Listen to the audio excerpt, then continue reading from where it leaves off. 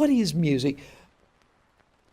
Music goes back to the beginning of recorded and unrecorded history, right back to, I imagine, primitive men who used it for all sorts of things. They maybe banged out a rhythm on the ground to frighten the animals into stampeding. They would bang on a tree to startle a bird out of the tree so they could get dinner. And those sounds they made were that early music. And I think the sounds of the human voice, as humans began to speak, the tones of that. But what I'm fascinated with is, where does music come from? And there is a school of thought that if you think of, it's out there, music's out there. Somebody sits there, like you and I sitting here, and maybe you could think of a tune. Where is that? It's like I can see this room, I can see you, I can see the paper, I can see my hand moving. I can't see music. I don't know, I mean, I could be walking, I live in the country, I could be walking across a field, and a certain speed of wind could hit me in the face with a certain amount of moisture in it that would have happened back in 1962, and I would be thrown into 1962, and I'd write in that vein. Or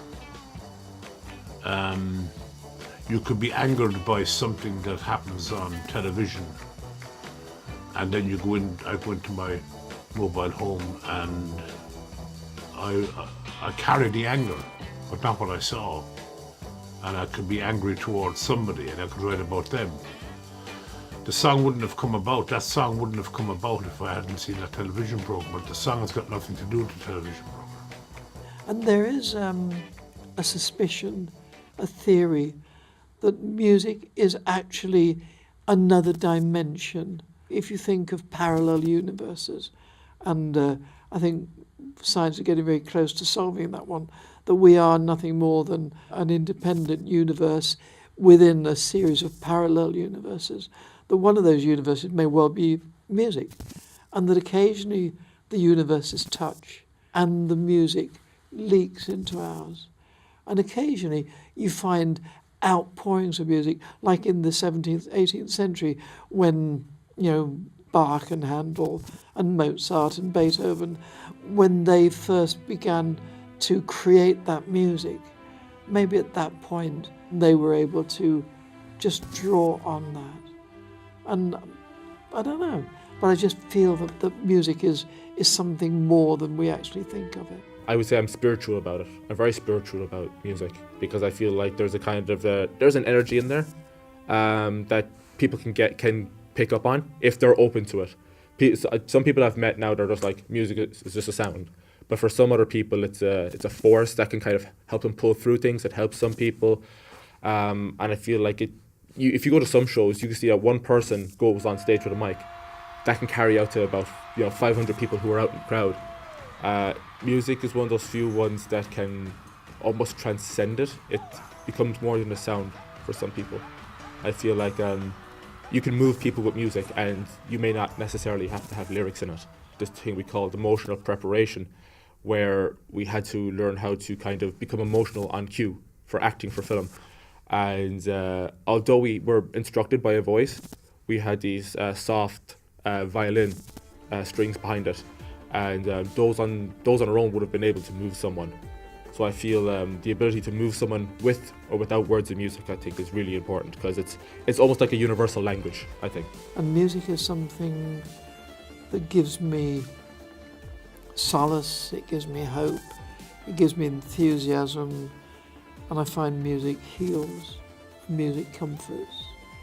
Whatever you do with it, whether the music be sad, whether it be jolly, whatever the music is, somehow it finds a place somewhere inside us that it touches. It touches memories, it touches emotions. You hear a song, you hear a symphony, you hear an opera, you go to a concert, whatever, it somehow resurrects memories, reminiscences of other places. My closest relatives are in West Cork, so before you had all these bypasses and all these great roads, it would be maybe 4.5 hours drive. So rather than talk to your family, I mean, why would you want to talk to your family? We'd listen to tapes, and it would usually be the same tape over and over. It was either Johnny Cash, Dolly Parton, Mary Black, or those kind of nursery rhyme tapes you'd usually have that teach you how to count. And when you get to the age of 9 or 10, you kind of get fed up with it a little bit, because numbers kind of an existing thing to you. So we kind of got fed up with that. So I almost have every Dolly Parton, Mary Black, and Johnny Cash lyric committed to memory now. I love Johnny Cash, but the other two, it's like I can't listen to, because have you seen the Clockwork Orange, when he's like sitting back in a chair and they're doing this to him and they're playing, Singing in the Rain over and over, and he can't listen to the song anymore? It's like that with like Dolly Parton music to me now, because it's the same tape over and over and over and over, and I can't listen to it anymore. I just can't. It triggers me. Well, I remember being in the Nook Bar in Youghal in 1959 with my father and his friend, and we were listening to Marty Robbins music, and it had a huge impact on me. I don't know why, it just did, and I think things happen out of the blue, and these can be the best thing. You know, I inside my brain. I think I had this dream.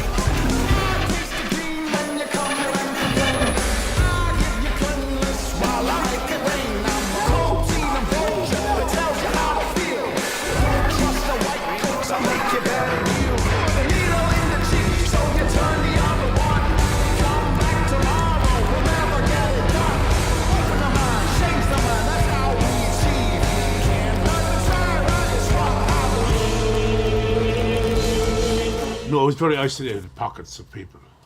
There was nobody in my class listening to Bob Dylan, but friends of mine, other people, 4 years older than me, 3 years younger than me, were listening to him. And you'd kind of gather around that record, and you'd have that in common. And there was a world outside of school. If you'd been bullied in school, if you weren't getting on in school, if your schoolwork wasn't good, if you were going nowhere, with these other people, you were going somewhere, because you can talk about this, what is essentially art. Yes, I think so. I think the music that I created when I was in my band a few years ago helped me kind of work some stuff out of my system. It was very aggressive music, and I was kind of fed up at the time. I hated secondary school. I hated living at home, and making that music helped me work that out of my system. Whereas the music I'm composing now and I'm making now is more reserved, and it's more easy on the ears, because I feel like that's where I am in life. I'm not as wound up and I'm not as hyper as I am before. I am more reserved, that I still have things to say, but I take my time saying it rather than having to scream it or shout it out. I feel like it just could be said more calmly and just, take my time to do it now, I think. Now that's very sparse writing, because he's saying he was outside. And Bruce Springsteen went on to make an album called Darkness on the Edge of Town. The idea of being outside the town, either not being allowed into society in the inside of town, or being cast out outside of town. And he says it all in the opening line. And the song gets better all the way through. There's no bad lines in the song. That could be anywhere at any time. And it's during a personal crisis for this guy. But the point really is that it reached me, who was 13 or 14. That's what art can do. It can reach into your world and negate all of the stuff that blocks you from art and blocks you from certain kinds of thought, and open up your whole world in one song. For me, that song is Bob Dylan's The Ballad of Hollis Brown, yeah.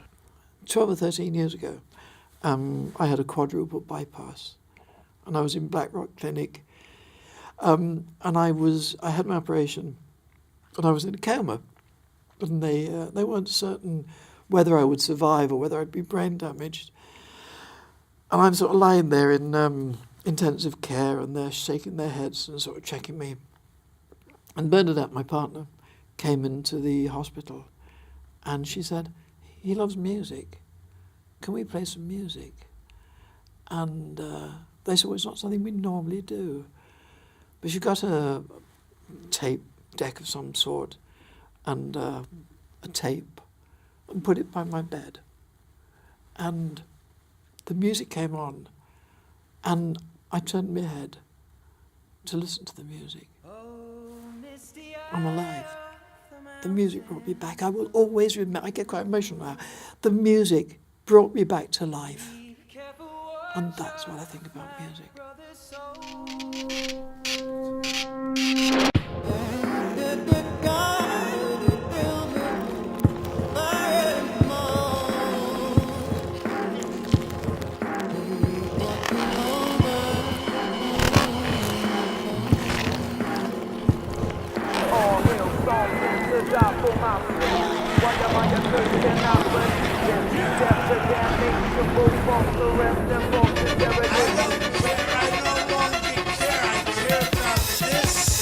Definitely helped me pull through the teenage years because everyone has up days and down days, and I think most teenagers, if not all teenagers, kind of look to music at some point because it's a lot of music subject matters, especially for that kind of rebellious, kind of heavier kind of genre, is a lot about dealing with internal problems, and some of it's going against society as well. And when you're at that age, you think all your problems are internal or against society, so it kind of relates to you in a way, you know. Mostly it's a kind of isolation. You could be, it depends on what you choose, what you want. If you think some people are important to you, and they don't allow you in, you're isolated from them. But if you don't believe that, if you believe people who are close to you, you're not isolated from that. So the isolation in ways is self-imposed. And I think it comes to whether you have an inner life or not. Whether society can tell you what you want, what you need, or whether you can say to yourself, I don't need these things. Yeah, well, I think the Sex Pistols album is one of the greatest albums of all time. I don't think the albums that came out by other people that came after it were great. I don't. I think that was a one-album revolution. Well, William Butler Yeats was wondering in one of his poems whether his poetry caused revolution in Ireland, and it didn't. But that was it's the same as your question. It doesn't. You know, economics, housing, health, education, those things cause revolution, not some song or some poem. I don't like this idea of a musician going out and explaining what their lyrics mean. I feel like whatever someone believes they mean means to them, because music is really much a subjective thing, and it means different things to different people, you know?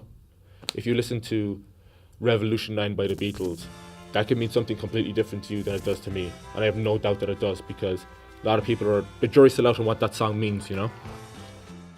I think a lot of people assimilated with the Beatles. Bob Dylan addressed the intelligence. You know, if I ever like anybody I see in the media, it's because they're addressing your intelligence. They're not insulting your intelligence. Most media insults your intelligence and assumes what you know is all you know. Whereas other people who are highly intelligent will say, I know more than that, or I don't feel like that. They're not my spokesman. And it's breaking down isolation is really important. I wonder what we give to them. And I hope it's not the war and the anger and the fear and the discrimination and the inequality. I'd like to think there was something good of us that was bleeding into another parallel universe. Wouldn't you? It's when you give up the journey you're in trouble. That's the true danger. You might end up playing golf.